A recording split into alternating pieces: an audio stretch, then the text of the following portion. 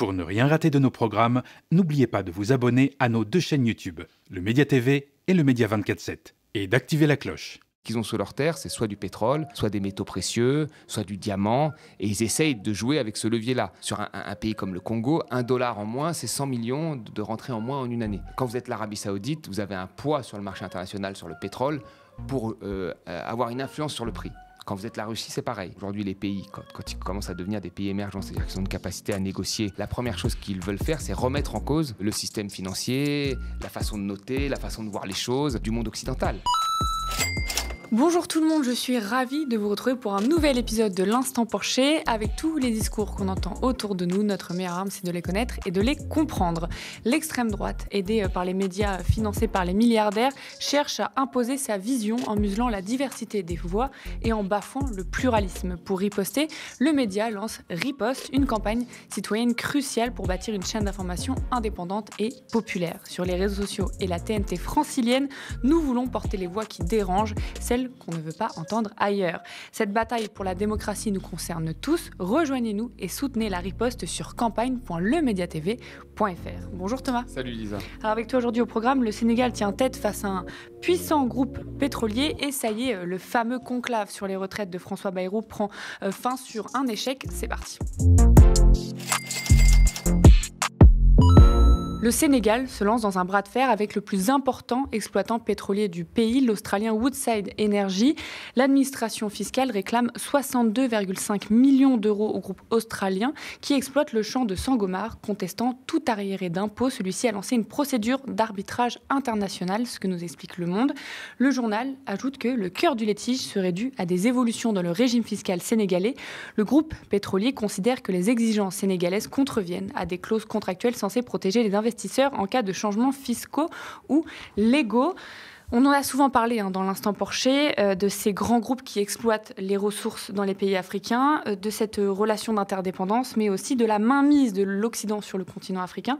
Thomas, est-ce que le Sénégal a raison de renégocier un petit peu les contrats pétroliers ? Le Sénégal a entièrement raison. Et d'ailleurs, finalement, c'est dans son droit. On a le droit d'un moment se dire que le partage de la rente nous est trop défavorable et de vouloir renégocier des contrats. Un certain nombre de pays d'Amérique latine l'ont fait. Alors ça s'est passé de la même façon. L'Argentine, quand ils ont renégocié des contrats avec des compagnies espagnoles, il y a eu effectivement de nombreux débats. Il y a eu le recours souvent aux tribunaux arbitraux, ce que va faire la compagnie, c'est-à-dire qu'elle va aller juger ça auprès des tribunaux arbitraux du CIRDI à Washington, qui eux se basent quand même uniquement sur la question de l'investissement. Alors que là, le Sénégal, il y a une volonté peut-être pour financer d'autres investissements d'avoir une plus grande part de son pétrole. Moi, je trouve ça plutôt logique. Et d'ailleurs, c'est ce qu'on a souvent fait ici. On a encouragé les pays africains à mieux négocier, à avoir des stratégies beaucoup plus agressives face aux compagnies étrangères dans le partage de leurs rentes, qu'elles soient pétrolières, qu'elles soient gazières, qu'elles soient sur les matières premières ou sur des métaux précieux. Donc oui, je trouve que c'est la logique des choses. Comment ça se passe quand un pays trouve du pétrole ? Est-ce que tu peux nous rappeler un peu toutes les étapes ? C'est important de rappeler ça. C'est-à-dire que souvent, c'est une compagnie pétrolière qui indique au gouvernement d'un pays qu'il y a possiblement du pétrole sous ses terres. Alors comment ça se passe ? Soit c'est parce qu'à côté, dans un pays voisin, vous avez des réserves de pétrole énormes et tout indique que la géologie n'étant pas complètement différente, vous avez des chances d'en avoir dans le pays concernés, ou parfois vous êtes dans les eaux territoriales et vous êtes en train de creuser et vous arrivez à la limite des eaux territoriales et vous rentrez dans d'autres possibles eaux territoriales où là vous vous dites s'il y en a ici, pourquoi il n'y en aurait pas à côté. Donc c'est toujours, dès le début, il y a une asymétrie d'information. Vous avez un pays qui n'a pas la capacité finalement à exploiter, qui n'a pas la connaissance technique, et vous avez une compagnie qui, elle, a l'habitude de négocier avec des pays, qui dit que probablement il y aurait quelque chose sous terre. Et c'est ce qui explique que vous avez eu un certain nombre de pays africains, et parfois des cas où on a eu le plus mauvais contrat pétrolier, contrat d'exploitation signé notamment à Sao Tomé et Principe. Vous êtes dans une petite île dans le golfe de Guinée. Vous êtes dans des cas où cette asymétrie est tellement forte que souvent les contrats qui sont signés en début sont des contrats en défaveur du pays. Et c'est pour ça que dans l'histoire pétrolière, un certain nombre de pays, la Libye, même les pays du Golfe ou les pays d'Amérique latine, ont renégocié, voire ont nationalisé des compagnies qui exploitaient, disant que voilà, elles voulaient récupérer beaucoup plus de leur propre pétrole qui leur appartient, qui est sous terre. Donc là, le Sénégal est une nouvelle histoire pétrolière, assez récente, et il faut que le Sénégal tienne compte de l'effet d'expérience d'un certain nombre de pays, le Congo, le Gabon, qui ont eu des contrats de partage extrêmement désavantageux pour leur pays. Et donc, je trouve ça assez normal qu'ils se disent, bon, maintenant, il y a un nouveau gouvernement, et on va revoir ça dans les faits, et on va demander une plus grande part de notre pétrole. Alors, la procédure lancée par le groupe pétrolier, ça peut durer des années. Oui. Et Le Monde rappelle que l'État sénégalais est engagé dans une course contre la montre, surendettement, note souveraine dégradée, gel du financement du Fonds monétaire international à hauteur de 1,8 milliard de dollars ayant pour effet de suspendre d'autres financements comme ceux de l'Union européenne. Les marges de manœuvre du Sénégal, extrêmement limitées, contraignent les autorités à multiplier audits et redressements, du français Eiffage au turc Souma. Beaucoup de grands groupes passent sous les fourches codines des inspecteurs des impôts. Est-ce que ça montre là dans quel étau l'Occident a placé les pays africains avec des ressources? On le voit très bien. On les empêche de se développer et en même temps on veut quand même prendre un peu leurs ressources. Il y a un changement de gouvernement, il y a un pays qui veut mener un certain nombre de politiques économiques un peu différentes, et c'est le cas dans beaucoup d'autres pays. Il y a un appel quand même de la société civile africaine pour leur dire nous avons des choix et nous voulons les assumer et nous voulons les financer. L'Occident a fait un certain nombre de choix. Ils ont réussi à se financer parce que les institutions financières, etc., étaient à leur service. La Chine, aujourd'hui, en ne suivant pas l'exemple de l'Occident, arrive aujourd'hui à avoir une épargne et elle finance un certain nombre de projets en Afrique. Et aujourd'hui, les pays africains disent oui, nous aussi, on va avoir... Mais on voit bien la pression après, la réaction. C'est-à-dire que les institutions financières ne jouent pas leur jeu. Nous, on peut lever des milliards très facilement. Je le rappelle souvent, la dette africaine de l'ensemble des pays africains est sous pression, alors qu'ils sont 1,5 milliard et qu'ils ont une dette inférieure à nous, la France, qui sommes juste 70 millions d'habitants. Et nous sommes une population plutôt vieille, et eux une population jeune, donc une population qui a besoin de s'endetter, comme les jeunes s'endettent pour faire des achats d'appartements, là c'est pareil, des investissements, etc. Et ils ont une forte pression des marchés financiers et des institutions internationales comme le FMI. Ce qui les empêche en réalité ce qui leur offre au final une marge de manœuvre extrêmement faible pour mener des politiques un peu différentes. Et donc la seule arme qu'ils ont, c'est ce qu'ils ont sous leur terre. Et ce qu'ils ont sous leur terre, c'est soit du pétrole, soit des métaux précieux, soit du diamant. Et ils essayent de jouer avec ce levier-là, soit en gageant ce qu'ils ont sous terre pour s'endetter, soit en étant plus agressifs dans la négociation. Mais on est obligé de passer par là. Il y a une telle asymétrie d'information, il y a un tel retour d'expérience d'anciens pays qui n'avaient aucune connaissance de leur sous-sol et qui signaient comme ça ce que leur compagnie leur proposait parce qu'ils n'avaient pas le choix. Qu'aujourd'hui, on peut se dire qu'il est normal d'avoir une défiance à l'égard de ces multinationales. Parce que le passé montre qu'elles se sont mal comportées et qu'elles se sont gavées en termes d'argent. Donc le Sénégal est dans son droit. Après, voilà, c'est un combat juridique qui va aller au-dessus au CERDI. Et moi, ce qui m'embête, c'est que, vous voyez, et on a signé ce type dans les traités que nous avons signés, nous avons ce type de recours à des tribunaux supranationaux à Washington. C'est-à-dire qu'une entreprise investit, elle a un cadre d'investissement. Si, pour des raisons politique, nous décidons par exemple de dire voilà, nous ne voulons plus d'investissement dans telle énergie parce que nous voulons la transition écologique, ils peuvent aller attaquer à Washington et dire le cadre d'investissement a changé, même si ce changement de cadre d'investissement sert une cause noble. Et là, la cause du Sénégal, c'est d'avoir plus de recettes pour pouvoir faire des investissements dans l'éducation, ailleurs, etc. Et donc c'est une cause qui est plutôt noble. Quand même, ça fait quand même énormément référence à des pratiques assez coloniales qui restent et donc du coup des mouvements qui se lèvent anti-coloniaux justement. C'est quoi la difficulté à se développer? Tu t'as un peu répondu, mais c'est quoi la difficulté à se développer quand on a une économie qui est comme ça très dépendante du pétrole ou d'une autre ressource? Quand on a une matière première, en fait, la première chose, c'est que la matière première est déterminée sur les marchés internationaux. Quand vous êtes l'Arabie Saoudite, vous avez un poids sur le marché international, sur le pétrole, pour avoir une influence sur le prix. Quand vous êtes la Russie, c'est pareil. Quand vous êtes un pays comme le Congo, le Gabon, même le Sénégal, ce que vous produisez en termes de pétrole, c'est rien au niveau mondial. Donc vous subissez les prix. Et ces prix peuvent être très volatiles. Pendant le Covid, on a eu des prix à 0. Donc quand les prix sont à 100, vous avez une meilleure rentrée. Quand les prix descendent, vous avez des faibles rentrées. Par exemple, sur un pays comme le Congo, $1 en moins, c'est 100 millions de rentrées en moins en une année. $1 sur le pétrole en moins. Donc oui, 2-3 $, vous multipliez ensuite. Et donc ça fait des pertes énormes. Donc ils produisent un bien dont ils ne maîtrisent pas le prix. C'est quand même dingue. Alors que quand vous produisez un bien, normalement, vous savez quel est le coût et vous maîtrisez le prix, c'est vous qui le fixez. Là, ils ne maîtrisent pas le prix. Ils ne maîtrisent pas les volumes de production. Parce que parfois, quand le prix baisse, on peut produire plus. Ils ne maîtrisent pas les volumes parce que ce sont les compagnies pétrolières qui sont privées, qui produisent. Donc quand les prix baissent, elles peuvent décider de produire un peu moins, et puis elles peuvent produire plus quand les prix augmentent. Donc ils ne maîtrisent pas les volumes. Et ensuite, les contrats de partage de ce qu'ils produisent, le partage entre la compagnie et l'État, dépend principalement des données qui ont été fixées sur la rentabilité, sur les volumes qu'on peut sortir, sur la durée de vie du gisement, des données qui ont été données par les compagnies pétrolières. Et là, je veux dire, dans des cas, on peut reprendre l'exemple du Congo, la Banque mondiale disait que le Congo n'avait pas la capacité de pouvoir vérifier les données des compagnies sur le coût d'extraction, etc., sur les volumes qu'on peut faire, sur la qualité du pétrole, etc. C'est ce qu'elle disait dans des rapports. Donc vous ne maîtrisez ni le prix, ni les volumes, ni ce qui sert à calculer les partages d'un partage de rente équitable entre la compagnie et le pays, donc ça devient très compliqué. Ça devient très compliqué dans ces conditions de pouvoir faire des investissements. Vous voyez, on parle souvent d'investissements dans l'énergie chez nous, on parle des investissements même dans l'innovation, l'IA chez nous, c'est des investissements sur 10 ans, 15 ans. Donc vous voyez, chez eux, ils doivent faire les mêmes types d'investissements.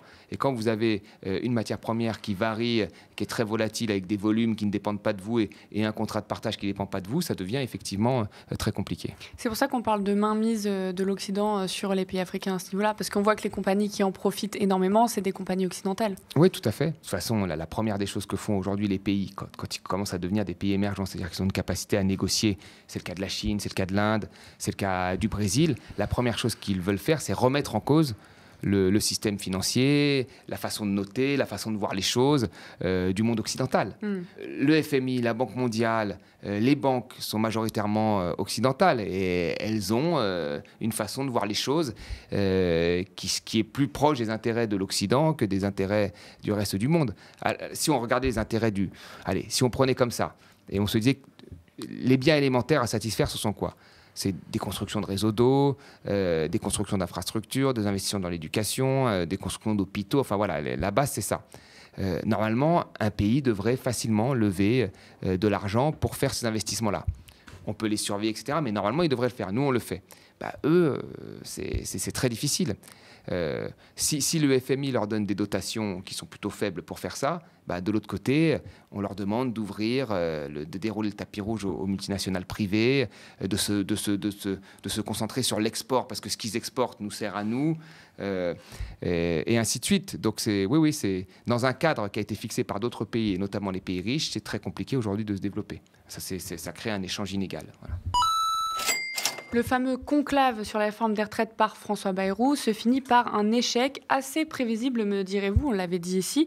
Le Premier ministre voulait laisser syndicats et patronat discuter, mais a mis très vite des contours, par exemple ne pas revenir sur les 62 ans. La CGT, comme d'autres, avait alors quitté la table des négociations.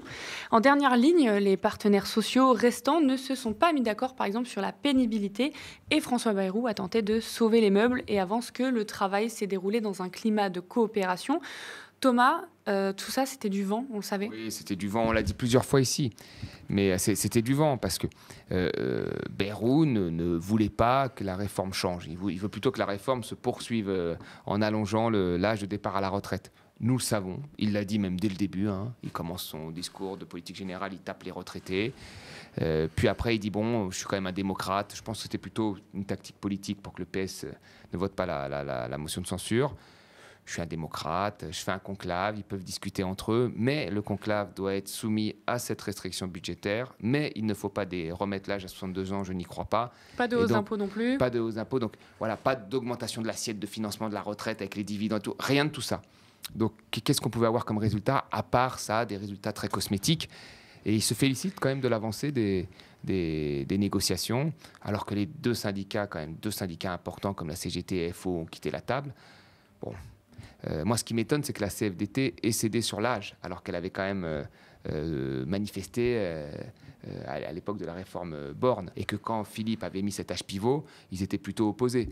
Donc là, c'est la direction de la CFDT. Il faut voir comment vont réagir les fédérations, mais c'est assez étonnant qu'ils lâchent là-dessus, parce que finalement, encore une fois, le patronat n'a pas beaucoup lâché. Eux, ils ont un peu reculé. C'est dommage. Que nous dit cette histoire de conclave là sur la manière de mener le débat de manière démocratique en France ? Ça me fait penser à la Convention citoyenne sur le climat qui avait été mise en place par Macron. C'est-à-dire que c'est très bien aujourd'hui de dire qu'on fait de la politique de manière participative.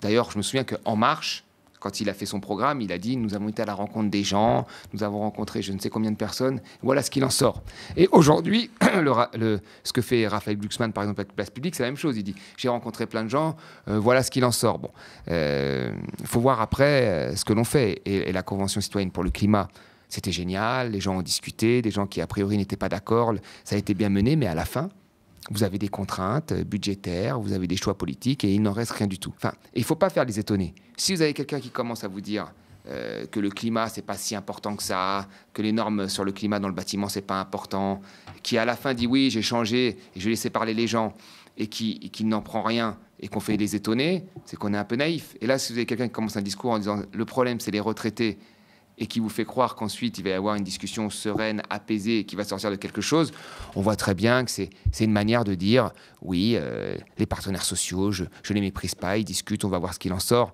mais on savait qu'il allait rien en sortir. Mais est-ce que c'est pas limite plus méprisant de laisser des gens discuter et de leur dire c'est bien ce que vous avez dit, mais je m'en fous? Ben si, c'est pour ça que moi je trouve que la CGT, alors aujourd'hui on la critique, mais je trouve que la CGT et FO ont eu raison de sortir quand ils se sont rendus compte que c'était une mascarade, parce qu'ils ne pouvaient rien en tirer. Ils n'en tiraient rien parce que le MEDEF est aujourd'hui tout puissant. Et il est tout puissant, pourquoi? Parce qu'il est soutenu par Bayrou, très clairement au début, qui vous dit que voilà, telles sont les conditions, mais il est aussi soutenu par Macron. Donc le MEDEF, il y va, il bouge sur rien, il veut même pas mettre le taux plein. On parle du taux plein à 66,5, il hésite, il va voir, il sait pas. Oui, 66,5 ou le 67. Voilà, on est sur des avancées, voilà. Et à quoi ça sert de négocier là-dedans? On sait qu'il va rien en sortir.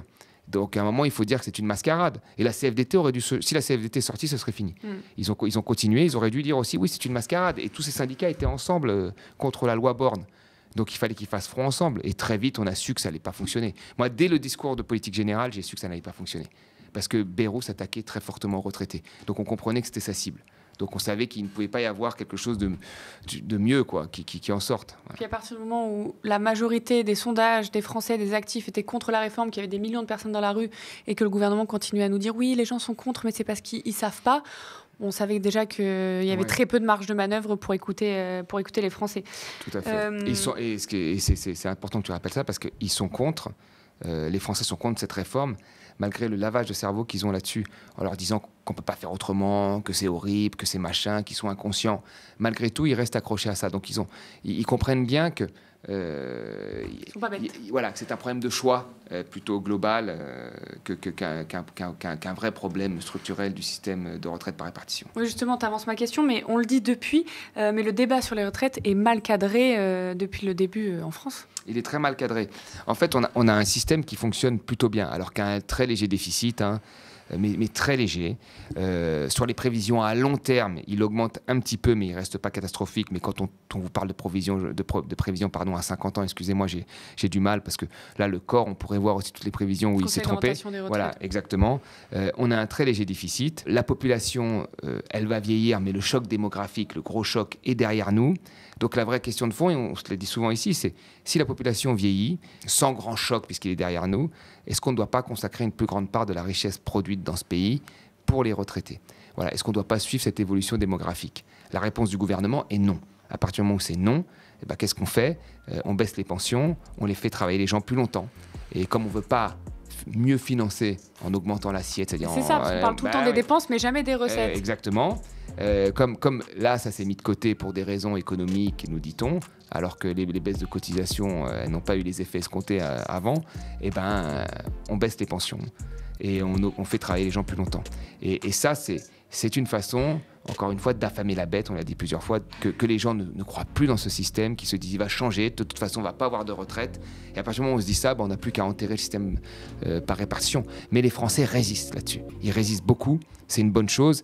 Et c'est ça qui rend ce projet de destruction du système par répartition plus compliqué pour les gouvernements. Merci à vous, chez vous, d'avoir suivi cet épisode de l'Instant Porcher. J'attire une dernière fois votre attention avant de se quitter. La situation politique est inédite, historique, et face aux 105 millions d'euros du milliardaire ultra-conservateur Stérin qui veut installer l'extrême droite au pouvoir, le média lance Riposte, une contre-offensive vitale et citoyenne. C'est notre unique chance de bâtir une chaîne d'infos populaire et indépendante, capable de percer sur les réseaux sociaux et sur la TNT francilienne pour donner enfin la parole à celles et ceux qu'on ignore. Ensemble, Ensemble, reprenons le terrain et protégeons notre démocratie. Soutenez-nous sur campagne.lemediatv.fr. Spectateurs, abonnés, donatrices et sociaux, je vous dis à la semaine prochaine.